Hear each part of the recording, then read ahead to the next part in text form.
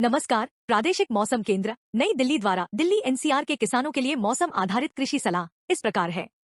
दिल्ली में 15, 16 एवं 17 अप्रैल को आसमान मुख्यतः साफ रहेगा। शाम को आंशिक रूप से बादल छाए रहेंगे। लगातार सतही हवाएं गति 10 से 20 किमी प्रति घंटा चलने की संभावना है।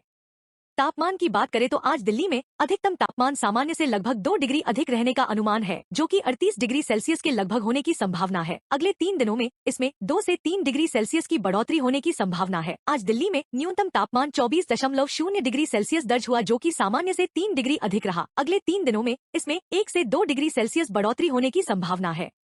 मौसम के पूर्वानुमान को देखते हुए किसानों को सलाह दी जाती है कि अनाज को भंडारण में रखने से पहले भंडारघर की सफाई करें तथा अनाज को सुखा लें। इस मौसम में तैयार गेहूं की फसल की कटाई की सलाह है।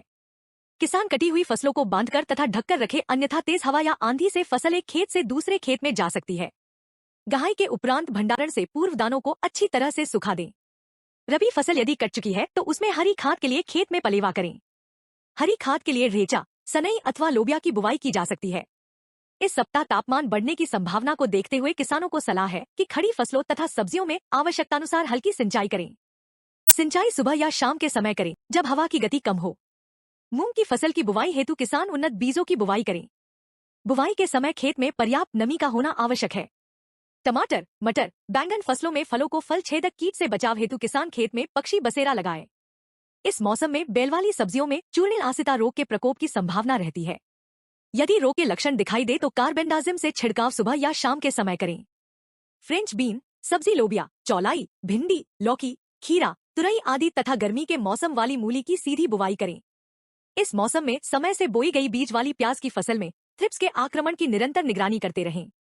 प्याज की फसल में इस अवस्था में उर्वरक न दे, अन्यथा फसल की वनस्पति भाग की अधिक वृद्धि होगी और प्याज की गांठ की कम वृद्धि होगी।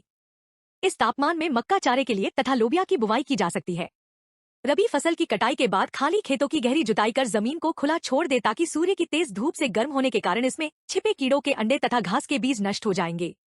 कृपया लाइक, शेयर और सब्सक्राइब करें। धन्यवाद।